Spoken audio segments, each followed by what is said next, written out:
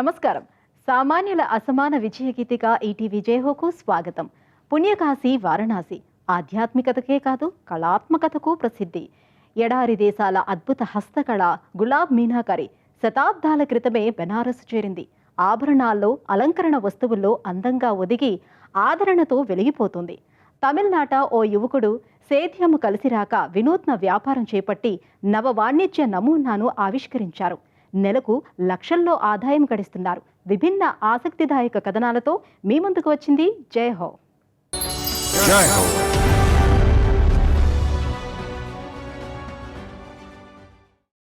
గంగా నదీ తీరాన పుణ్యక్షేత్రం వారణాసి. కాశీగా పిలిచే ఈ నగరం కళలకు కానాచి. ముఖ్యంగా అరుదైన హస్తకళా వాస్తు రూపం మీనాకరి ఎంతో ప్రాధాన్యం ఉంది. శతాబ్దాల క్రితం ఇరాన్ నుంచి ఇక్కడికి వచ్చిన చేతివృత్తి కళాకారులు ఈ కళను తమతో తీసుకొచ్చారు. రంగుల మిశ్రమాన్ని లోహ ఉపరితలంపై అద్దే సొగసైన కళ మీనాకరి లేదా ఎనామిలింగ్ కళ. ఆభరణాల్లో మెరుస్తూ అలంకరణ వస్తువుల్లో దగదగలాడే వారణాసి మీనాకరి వందల కుటుంబాలకు ఉపాధిగా నిలిచింది. కొద్ది మంది ప్రోత్సాహంతో మనుగడ సాగిస్తోంది.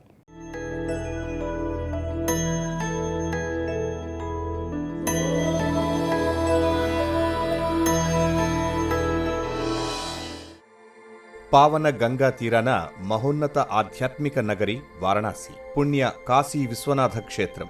విభిన్న కళలు విలసిల్లే కేంద్రం. పుట్టింటి పట్టుచీరల్లా మెరిసే బెనారస్ చీరలు. వీణుల విందు చేసిన బిస్మిల్లా ఖాన్ షహనాయి ఆలాపనలు. వారణాసి అంటే ఇంతేకాదు, లోహపు రేకుపై రంగుల కళాఖండాలు సృష్టించే గులాబ్ మీనాకరి హస్తకళకు నిలయం వారణాసి. కాశీ బనారస్ యా వారణాసి, కాశీ, బెనారస్ లేదా వారణాసి ఏ పేరుతో పిలిచినా ఇదో ఆనంద నిలయం. సాక్షాత్తు మహాశివుడే నెలకొల్పిన నగరం. వేలాది సంవత్సరాల చారిత్రక సాంస్కృతిక నిలయం. యావత్ ప్రపంచానికే ఆకర్షణ. దేశ విదేశాల నుంచి హిందువులు వస్తున్నారు. ఇతర మత విశ్వాసాల వారు అందరూ దర్శించుకుంటారు. బుద్ధుడు నడయాడిన నేల ఇది. నగర వైభవాన్ని చూశాక ఇక్కడికి సమీపంలోని సారనాథ్ వెళ్లిపోయారు. అక్కడ స్తూపాన్ని నిర్మించారు. और यही कारण रहा है कि यहाँ पे महात्मा बुद्ध को भी जो है वो काशी की यात्रा करनी पड़ी और सारनाथ में उनको अपनी तपोस्थली बनाना पड़ा. మధ్యప్రాచ్య దేశం ఇరాన్ నుంచి శతాబ్దాల క్రితమే మన దేశం తలుపు తట్టిన హస్తకళ మీనాకరి. ప్రత్యేకించి వారణాసి గులాబ్ మీనాకరి. కళాత్మక వస్తువులు, నగలకు బంగారు రంగుని ఉపయోగించారు. తర్వాత వెండి, రాగికి మారింది. గులాబ్ మీనాకరి కళకు ఇప్పుడు వారణాసి ఓ చిరునామా. మీనాకరి అంటే ఆంగ్లంలో ఎనామిలింగ్, ఖనిజ పదార్థాలతో లోహ ఉపరితలాన్ని అలంకరించే రంగుల కళ. ज्ञात इतिहास के आधार पे 16वीं शताब्दी को गुलाबी मीनाकारी की उत्पत्ति से देखा जाता है काशी में, बनारस में. और उसके अलावा కాశీలో విలసిల్లుతున్న గులాబ్ మీనాకరి 16వ శతాబ్దం నాటిది. ఇక్కడ చైతి గులాబ్ అనే సంప్రదాయం ఉంది. ఇక్కడ గోపాలుని ఆలయం కూడా ఉంది.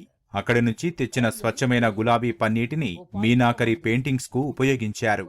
ఇలా సృష్టించిన కళాఖండాలు ఆలయాల్లో ఉన్నాయి. ఇదే సమయంలో ఆభరణాల్లో మెరుస్తున్నాయి.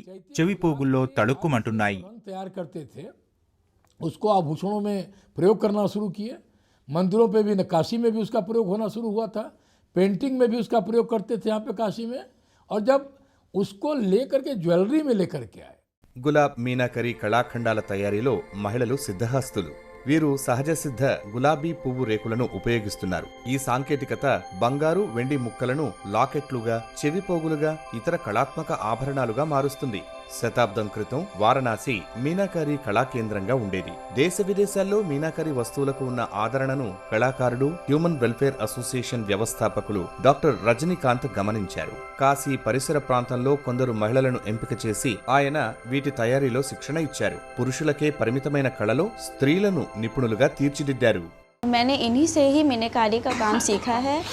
पिछले నేను మీనాకారి కళను మా నాన్నగారి దగ్గర నేర్చుకున్నాను. 2 దశాబ్దాలుగా మీనాకరిని పరిశీలిస్తున్నాను. 2014లో నాకు పురస్కారం లభించింది. డాక్టర్ రజనీకాంత్ పనిలో మమ్మల్ని ఎంతో ప్రోత్సహిస్తున్నారు. మా అందరి కృషితో గులాబ్ మీనాకరి కళకు భౌగోళిక గుర్తింపు జాబితాలో ఉంచారు. కొంతకాలం క్రితం వరకు మా కళాఖండాల విషయం కొందరికే తెలుసు. ఇప్పుడు చాలా మందికి తెలుసు. पर आज इसकी पहुंच बहुत दूर दूर तक हो चुकी है। డాక్టర్ రజనీకాంత్ శిక్షణ పొందిన వారిలో 30 మంది మహిళలు ఉన్నారు. వీరిలో శాలిని యాదవ్, మున్నాదేవి, రూప్ని వర్మ, పూజా సింగ్, సత్యవతి ఘోష్, అర్చన విశ్వకర్మ, అంజు సేత్ ముఖ్య భూమిక పోషిస్తున్నారు. కాశీ పరిసరాల్లోని పురాణా మహల్, రాజ్ఘాట్, గాయఘాట్ ప్రాంతాల్లో వీరు నివసిస్తున్నారు. రమేష్ కుమార్ విశ్వకర్మ, బలరాం దాస్ తదితరుల నేతృత్వంలో వీరంతా పనిచేస్తూ గులాబ్ మీనాకరికి పునరుజ్జీవం తెచ్చారని చెప్పవచ్చు. मेरा नाम बबीता विश्वकर्मा है। पहले इसके बारे में हमको पता नहीं था। जब मेरी शादी हुई तो ये काम करते रहे। నా పేరు బబిత విశ్వకర్మ. ఇంతకు ముందు నాకు ఈ పని తెలియదు. ఆయనతో పెళ్లయ్యాక ఆయన చేసే మీనాకరి పని మీద ఆసక్తి పెంచుకుంటూ వచ్చాను. ఎన్ని కష్టాలైనా రానివ్వండి, నా చుట్టూ ఉన్న వారి ప్రోత్సాహంతో మా వారికి ప్రతి అంశంలో సాయపడాలని నిశ్చయించాను. और लोग हैं कि इस तरह नहीं, इस तरह करो, ऐसे करो, जैसे कि बताते रहते हैं, तो वैसा हमें वो दिक्कत समझ में नहीं आया, करते 2000 సంవత్సరం నుంచి 2015 దాకా వీరి అవిరళ కృషితో బెనారస్ గులాబ్ మీనాకరి కళకు భౌగోళిక గుర్తింపు వచ్చింది. ఇందువల్ల ఏటా 10 కోట్ల రూపాయలు లభిస్తున్నాయి. అంతర్జాతీయంగా గుర్తింపు పొందిన గులాబ్ మీనాకరి చెవిదిద్దుల జతను ప్రధాని మోదీ 2018లో ఫ్రాన్స్ అధ్యక్షుడు మెక్రాన్ సతీమణికి మన దేశం పక్షాన బహూకరించారు. వారణాసిలో ప్రస్తుతం 200 మీనాకరి కళాకారులున్నారు. రమేష్ కుమార్ విశ్వకర్మ, బలరాం దాస్, తరుణ్ సింగ్, కుంజ్ బిహారీ సింగ్ తదితరులు ముఖ్యులు. गुलाबी मीनाकारी ने हमें बहुत आकर्षित इसलिए किया कि ये बड़ा प्रेसियस क्राफ्ट है, बहुत यूनिक क्राफ्ट है. గులాబ్ మీనాకరి కళ నన్నెందుకు ఆకర్షించిందంటే అది ఎంతో విలువైనది, మరెంతో ప్రత్యేకత ఉంది. భౌగోళిక గుర్తింపు లభించిన తర్వాత ఈ ఉత్పత్తులకు క్రమంగా గిరాకీ పెరుగుతూ వచ్చింది. మా దగ్గర మీనాకరి పనిచేసే కళాకారుల సంఖ్య బహు స్వల్పంగా ఉంది. అప్పుడు మేము కొందరు మహిళలను పనిలోకి తీసుకుని నేర్పాం. కొందరు కార్పొరేట్ సంస్థలు, ఆపై భారత ప్రభుత్వ పథకాలతో మహిళా కళాకారుల సంఖ్య పెరిగేందుకు తోడ్పడింది. भारत सरकार की योजनाएं आने लगी इसको लेकर के डीसी हैंडीक्राफ्ट से, और गुलाबी मीनाकारी में लड़कियों के, महिलाओं के प्रशिक्षण का रास्ता खुल गया. ఉత్తరాదిన వధువు అలంకరణలో మెరిసేవి మీనాకరి ఆభరణాలే. సొగసుకు మరింత వన్నెలద్దుతాయని భావిస్తారు. అంతరించి కాలం ఒడికి చేరిందనుకున్న ముగ్ధ మనోహర మీనాకరికి కొద్దిమంది సామాన్య మహిళలే కొత్త ఊపిరి పోశారు. మసకబారిందనుకున్న కళారూపం వెలిగిపోతోంది. భౌగోళిక గుర్తింపు సాధికారతను తెచ్చింది. వీరి చొరవ సంప్రదాయాన్ని కాపాడింది. ప్రపంచ వాణిజ్యంలో వారణాసి ఆర్థిక సాంస్కృతిక వికాసానికి బాటవేసింది. మీనాకరి కళాఖండాలకు పెరిగిన గిరాకీ ఇందుకు నిదర్శనం. రాజుగారు 7 చేపల కథ కాదు, ఇది రాజుగారు 7 గాడిదల కథ. తమిళనాడులోని తిరుచి జిల్లా ముసిరి గ్రామంలో రాజ్ జోసెఫ్ అనే యువకుడు ఉన్నత విద్యావంతుడు. ఉద్యోగం లేక వ్యవసాయం చేశారు, కానీ కలిసి రాలేదు. అనుబంధ రంగాలకు వెళదామని నిశ్చయించారు. సంప్రదాయ రంగాలైన కోళ్ల పెంపకం, పాడి పరిశ్రమ కాకుండా 7 గాడిదలతో డాంకీ ఫారం పెట్టారు. దశ తిరిగింది. నెలకు లక్షల ఆదాయము కళ్ళజూస్తుంది. జంతువులుగా వీటిది శతాబ్దాల చరిత్ర, సాంస్కృతిక మత సంబంధ వేడుకల్లో కనబడతాయి. అలాంటి గార్ధపాలు ఆర్థికంగా మానవాళికి ఎంతో మేలు చేస్తున్నాయి. గాడిదల పెంపకం క్రమంగా సేద్య అనుబంధ రంగంగా మారుతున్న వైనాన్ని తమిళనాడులో ఓ విద్యావంతుడి విజయగాథ నిరూపిస్తోంది.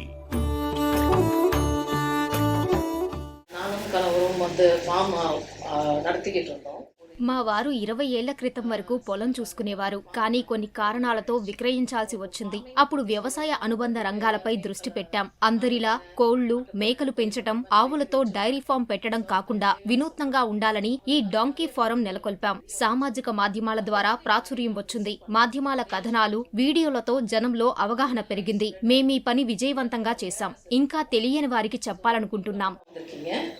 இதை பற்றி சக்ஸஸ்ஃபுல்லாக நாங்கள் கொண்டு போயிட்டுருக்கோம். இது நிறைய பேருக்கு நாங்கள் சொல்லணும்னு நினைக்கிறோம். தொழிலாக பண்ண முடியும்னா எப்படின்னா இதில் டைரெக்டாக கிடைக்கிற பொருட்கள். గాడిద పాలు, వ్యర్థాలు, మూత్రంతో ప్రధానంగా వీటి పాలను 6 నెలల పాటు నిల్వ చేయవచ్చు. మేము విలువ ఆధారిత ఉత్పత్తులను తేవాలని నిశ్చయించాం. గాడిద పాలు ప్రధాన ముడి పదార్థంగా సబ్బులు, లిప్ బామ్స్ ఉత్పత్తి చేస్తున్నాం. వాటి వెంట్రుకలను తాయెత్తుల తయారీకి వాడుతున్నారు. వాటి ప్రతి ఉత్పత్తితో డబ్బే డబ్బు. அப்படின்னு பார்க்கும்போது எல்லாமே காசு தான். இதெல்லாம் நாங்கள் இப்போ பண்ணிக்கிட்டு இருக்க வேலையோட లో కొన్ని వ్యాఖ్యలు చూశాం. అలా ఓ వ్యక్తి అన్న మాటలు గుర్తున్నాయి. ఎవరూ కూడా గాడిదలను అంత తేలిగ్గా పెంచలేరు, అందుకు అదృష్టం కూడా ఉండాలి, మీకు అదృష్టం పుష్కలంగా ఉంది అని ఆయన రాశారు. కొందరు కొన్ని ప్రతికూల వ్యాఖ్యలు చేశారు, కానీ ఆయన అన్న మాటలు మాకెంతో ఉత్సాహాన్నిచ్చాయి. ஒரு குடுப்பனம் இருக்கும், அந்த குடுப்பனம் உங்களுக்கு இருக்குது அப்படின்னாரு.